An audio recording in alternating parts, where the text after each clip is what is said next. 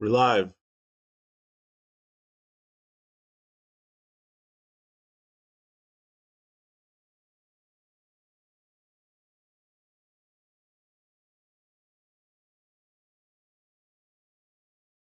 We live or what? Come on, guys. What's up with this image? We live or we live? We're live? We're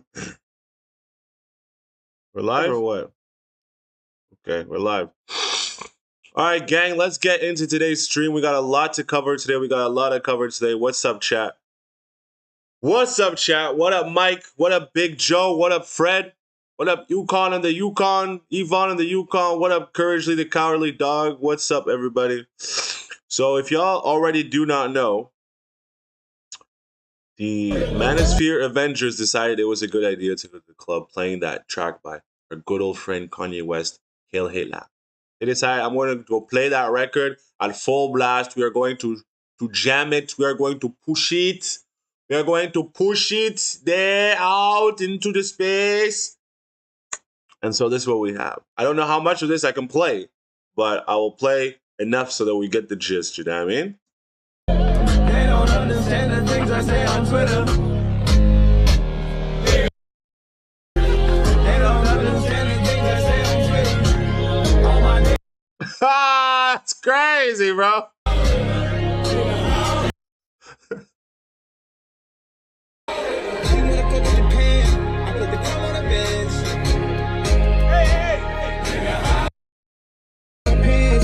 Right. So listen, guys. There's a lot of controversy that happened regarding this song, and the main controversy that's happening regarding this song is the fact that the whole lot of them have been essentially banned from the entire Miami nightclub nightlife based on this record. So this was them coming to the venue, and they were banned from everything because they had somehow convinced somebody in the club to play this record.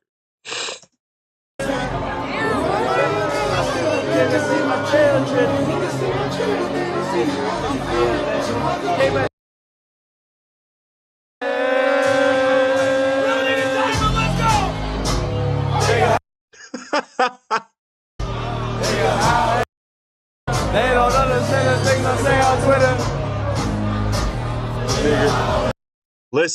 Listen, guys. This is what I'm gonna tell y'all, bro. This song was always going to be that controversial piece. It was always going to be that thing where it was taboo to play it. It was always going to be that thing where, oh no, they played this song. Oh no, there's two sides to it. There's the main side where if you play this, there's the repercussions based on all the evil things that the mans did. Okay, all the different things that Mr. Adolf did. All of this exists as the true realities that exist in life. Okay, so if you're going to play it, then you'll be like, oh, are you in one hand sort of bringing this back up? Are you advertising this up into society again? Are you sort of shining light on the situation, it being not such a bad situation because of the record? There's that aspect of it. But then there's also the other side of it. And that first aspect of it relating to Adolf, that really just revolves around the idea of a single community that were, attacked. The second aspect of it is, oh, why shouldn't I be allowed to play the song? Based on all the other music that is played in a club, when you juxtaposition it against the music that's played in a club, which is, oh, the gang violence music, the killing, the women, the abuse, the DVs, you know what I mean? All these things that are done on this side of it, that's also the other side of it. Now, I'm not justifying the playing of this record and saying, oh, this is a good record to play out in public. Trust me, on my Instagram feed, when I'm scrolling through my Instagram, this song comes up often. Now, what does that have to do with the situation, you say, Seth? That has to do with the fact that one community is saying, don't play this. It offends our people. And they're in the absolute right to go around and say that. Then other people in this other community, my community, the black community, we have no sort of moral standing to stand up for ourselves to say, as a community, to say, oh no, the music you guys are playing in the club about shoot, shoot, bang, bang, all this, that doesn't make our community look good, that you should be allowed to play. No one is standing up to say you shouldn't be allowed to play it. when in the back of my mind, I know for the most part that a lot of the stuff that is played in clubs, that gangster rap music thing, that is not a viable sort of mental substance that someone should be consuming. Like those people that wake up in the morning, the first thing they do is fucking play rap music. That's crazy, dude. That's crazy. I the first thing you wake up, you're playing trap music, bro. That's wild. Like you're not even feeding your brain like some soft winter music to get. You know what I mean? It's like we're going off on a tangent, but the tangent I really want to portray here is kind of like the power of being one as a community. When you're one as a community, what it allows you to do is it allows you to combat all these things. It allows you to attack all these things in a way where you can stand up for how you want your community to be portrayed. To ban for all the clubs in Miami to ban Sneako and them from being able to show up based on one song being played because it attacked their community, it shows the power of banding together as a community. Because I'm not gonna sit here and we're not gonna jump into the ifs and that's of politics because I think that's absolute bullshit. I think the important aspect here is to show the power of being able to band together as a community. And I think there's like three different pockets. The community can band together here. The idea of Kanye and understanding relevancy and how to do things that always put him back into the zeitgeist. There's that pocket here, and then there's the third pocket of okay, well if we're not allowed to play this song, then you guys shouldn't be able to play these songs, which are able to just glorify all the negative things that are destroying the black community. But all those songs that are destroying the black community, those are ones that people are playing, bumping, jumping to number one. You have the Sexy Reds, where all the girls, they're all nigga maxing, they're all rapping these rap lyrics about pop this, pop that. The current state of society is always going to be in a fragile state, but I think more often than not, what we understand is what happens when we're able to stick together. I think that. I think that was my main talking point. I think really that was my main talking point on that whole subject because what else am I really gonna say about it, man? Y'all niggas shouldn't act like we're not all playing that song in the sanctity of our living rooms. You know what I mean? That's really what it is. All right, guys, let's get into this next thing I wanted to get into here because as you guys know, it's all about the culture. You know, hold on, let me check this quality of stream. Oh, we recommend what? Hmm? Okay, we're back. Love you guys. We weren't kicked off the chat just yet. That's good. Because I was like, oh, we're gonna get kicked off the chat, and I guess we're not. So let's get into this, guys. This one is how a teenager changed photography. Let's. I needed to be recording the whole. You know what I mean? The whole thing. I need to be recording the whole stream. All right, let's get into this. One. Ah!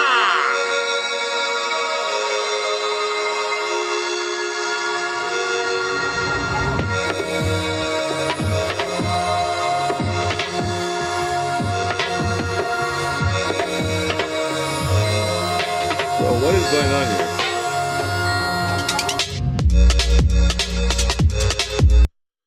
I was trying to change the speed of this video and it won't let me. All right, let's go here. How a teenager changed photography. In 1996, the person behind these photos, at just 19 years old, changed photography for an entire generation of people.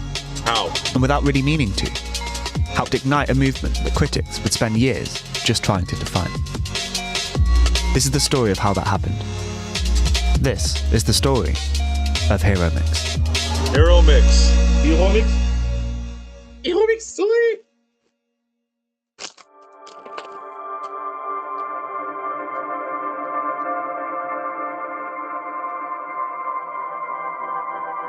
Japan has a long history of photography, and women have always been an important part of that history.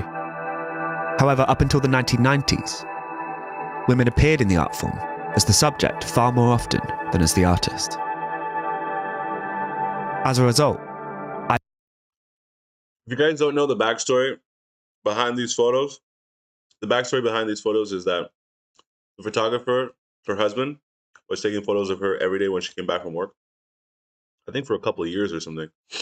And then, yeah, he had made this like his, Like, oh, this is my art of her coming back from work. So the different series of photos, you see her in different outfits, but then you also see her in different sort of moods, disgruntled, happy, sad, as she's coming and trekking in and back out of work. I think he was if I remember correctly, that he was staying at home and he himself wasn't working. But eventually they got into turmoil and they ended up eventually divorcing. I guess that's what happens when you decide to live with a broke artist. But either way, that's just the backstory behind the photos. And it's interesting that I know that.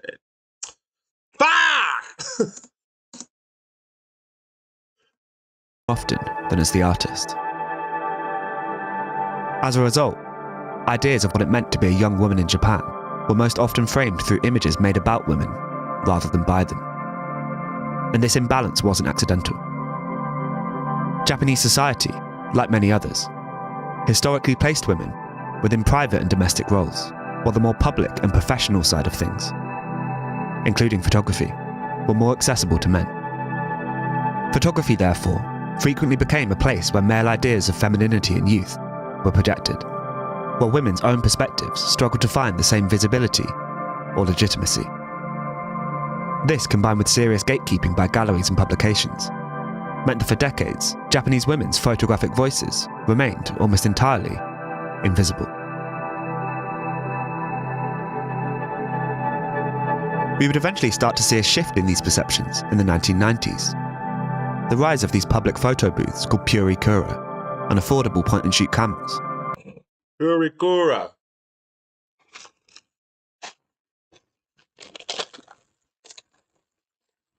Shout out to Japan for being consistently rent-built. Meant that photography left studios and galleries and started living in pockets and bedrooms. But access alone doesn't change culture. What mattered was what people chose to do with it. Right. And in one case, a teenage... Because just like how AI exists, just because it exists, it doesn't necessarily matter. It's what people are going to do with it. And I think a lot of people are doing things that aren't exciting, but there is always that sliver of pocket that people that want to use the technology to do things that are out there. Now I'm not talking about using it for the prom. I'm talking using it for advancing creativity. You foods, get your mind out of the gutter, you sicko. Girl took that new freedom seriously enough to turn it into something lasting. That girl was called Hiromi Toshikawa. Hiromi Toshikawa. Better known today as Hero Mix.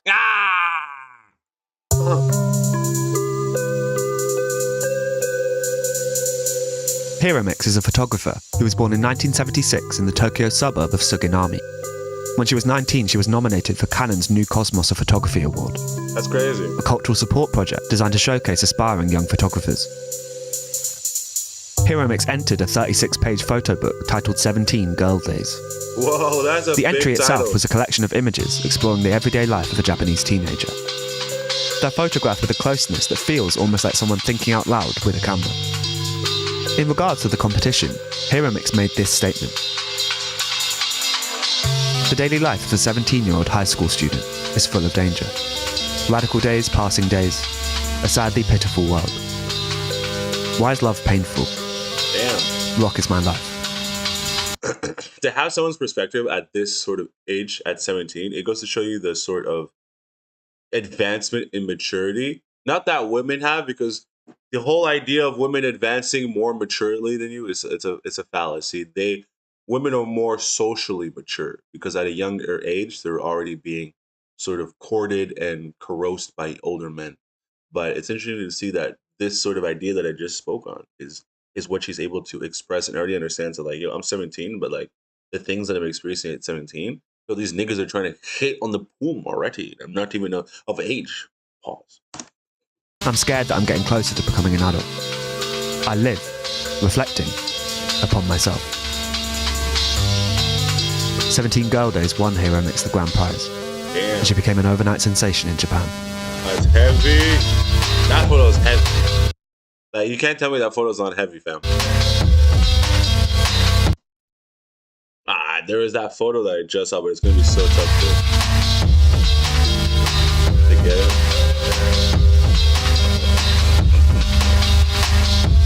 Within a year of her new Cosmos win, Hero Mix published Girls Blue, her first photo book. Damn. Later the same year, the magazine's Studio Voice dedicated a 50-page spread just to her, titled We Love Hero Mix. She followed that with more books like Japanese Beauty and Hikari, steadily building a body of work. Yo, her work is actually so good. There's that Japanese attention to detail, but there's also this story behind every photo that she's capturing. It's not just some sort of point and shoot. There's the way she's capturing it, and from the lens that she's looking at, and the things that she deems interesting, it really reflects back to the viewer to be to.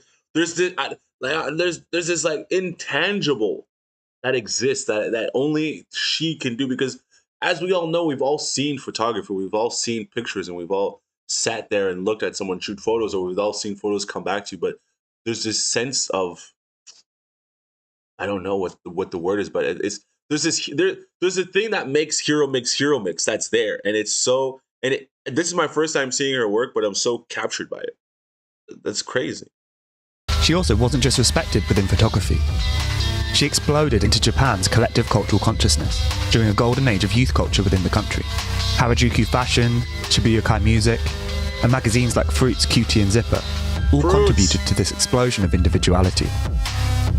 And Hero Mix was deeply embedded in that. That's heavy. World. I need this because I needed a thummy even still. Yeah, girl. Whoa, girl. Take me somewhere where you love me all the time. Take me somewhere where you Stylistically, she didn't love stay me all the confined to time. diary-esque personal images. She began working for magazines, photographing musicians, shooting fashion and portraits. Hero Mix even partly inspired the visual identity of Sofia Coppola's Lost in Translation, a film that she would also briefly appear in twice. That's wild. In a remarkably short period of time. Yo, that's crazy that the work that she was doing was put into, because that movie, Lost in Translation, is a good film. Good film. You would almost is the film Lost in Translation then also inspired by something like Fallen Angel? Because they have that sort of dreamy feel like to them. It's cool to see the cultural backstory of it, of the pop culture. Hero Mix estimates that she took around 30,000 photos. That work was later distilled into her year 2000 photo book, Hero Mix Works, a retrospective that won her the prestigious Kimura Ihai Award. Word. In response to Hero Mix's popularity, Japanese camera companies began to further develop their technology so that it was easier for everyone to use. Hey. Hero Mix made photography feel accessible to everyone, whilst also at the same time proving that everyday life is worthy of art. Everyday life is worthy of art. Her work is so nice. Her back is crazy.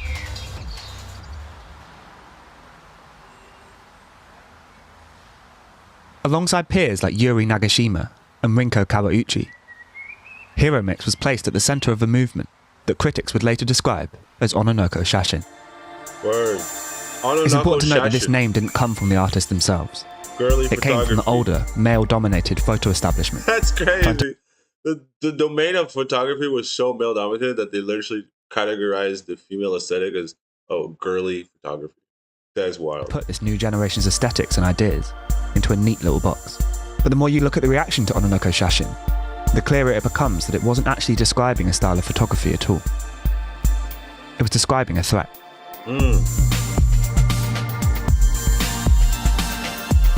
This wave of female artists made photography about the interior world of women, the exact thing the previous generation insisted was unworthy of serious photography. It's true.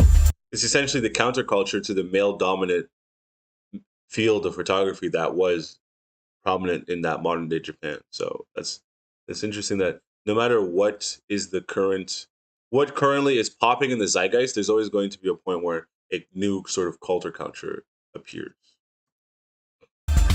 Calling this group of photographers' work Ononoko Shashin was really an attempt to separate it from the wider photography world. Crucially, the women it was describing entirely rejected Ononoko Shashin as a label. Nagashima said that she found it patronising, and Hero Mix never identified with it at all. And it's in that rejection that we can find the reason why Hero Mix's work is so significant. Such a sick photo, dude. That's such a sick photo. I knew that for the possible cover art. It's either going to be this one or this one, dude. I'll let the algorithm push it, but damn, that's fire, bro.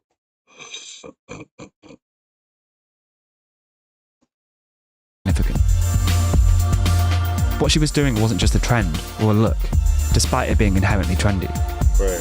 Her work marked the point where women started defining their own visual language within Japanese art. It changed who Japanese photography belonged to, and you can see its fingerprints in entire generations of photographers that follow.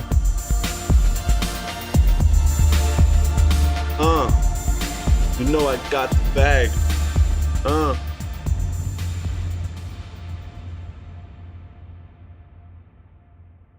Hero Mix is often remembered online as the girl who took the first selfie. Interesting. And honestly, that's how I first heard about her too. But the more I dug into her work, the more it becomes obvious that her legacy is so much bigger than that simple piece of trivia. I don't know if she's the first girl to take a selfie. That's a bit of a flex. Look, I am obviously not a teenage girl in 1990s Tokyo, and I would never claim to fully understand what that experience felt like just because I've looked at Hero Mix's photographs. But I don't think you need that perspective to recognise what Hero Mix has given us. She documented her world with honesty, uncertainty and excitement, and she did it all on her own terms. It shouldn't feel rare to see a perspective actually coming from the person living it. But in Japan, for a long time it was. That's the world that Hero Mix pushed back against. Right. She didn't fix the problem entirely, but she carved out room for others to follow, and that's what really mattered. So thank you, Hero Mix, for making our world a slightly better place. That's a better title. How a teenager changed photography, or the girl who took the first selfie.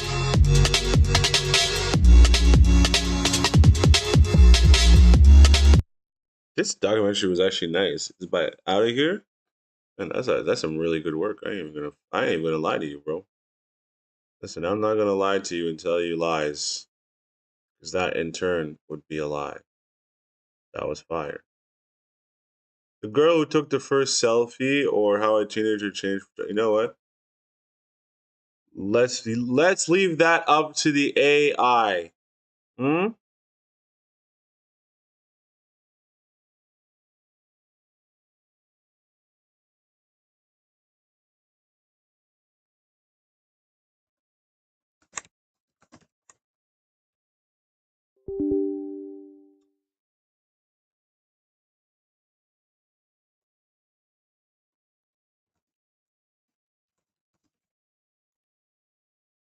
All right. Let's keep going. This is what, Slug? Slug. I already put this video up. This video has already been up. It's already, you know what I mean? Where's the main channel? There it is. Sorry, guys. Sorry. Okay, let's get into the next segment, guys. Boom. This is the Ella McConan documentary. But why can't I increase the speed? I'm really choked about that. I'm really choked about that. What the balls? Or is it I could wait. I wanted to do my visual art with the name McCorgan because I was very inspired by McConan being in Oregon and how it affects me as a creative. And it's been allowing me to embrace my artistic side and try things that I may not have tried in different cities or places or states. Right. So that's why I credit it to Oregon. Is the stream still alive? Sorry, guys. I wanted to make sure that we're still alive. Yeah, we're good. Okay. McCorgan. All right.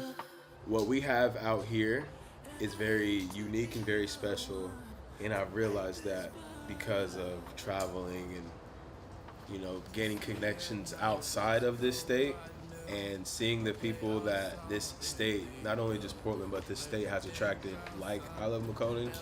It made me realize that this is super unique out here.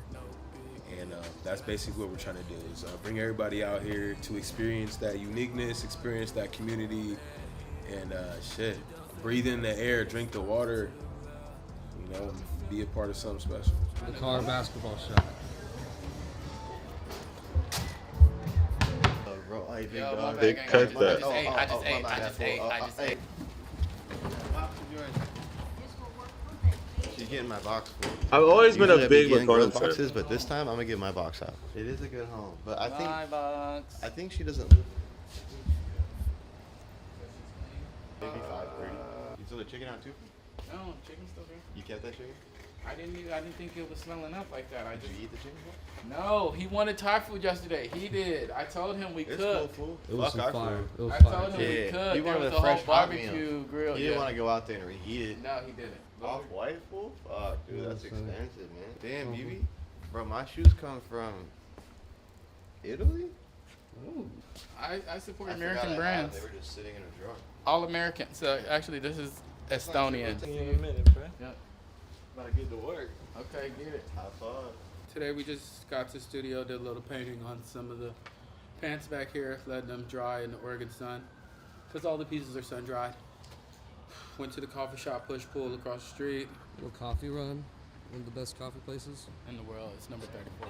And I hate to be the one to make this fun.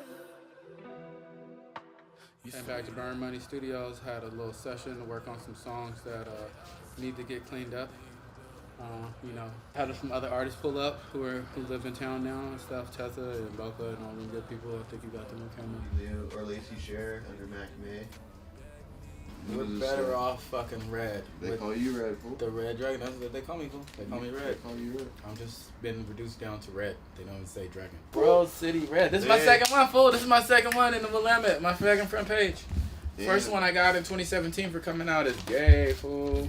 But not this time? But not even just for coming out as gay, but just more so like standing on gay business and moving here during February and it was Valentine's Day. And so they're like, let's put that fucking Mr. Bitch on the cover. Yeah, they wanted you.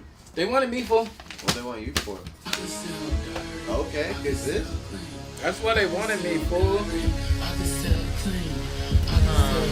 you want me to mean? The beat is hard. Right after coming out and saying that, that's crazy, bro. And the crazy thing about McCollum is it's one of those things where you're like, I don't know.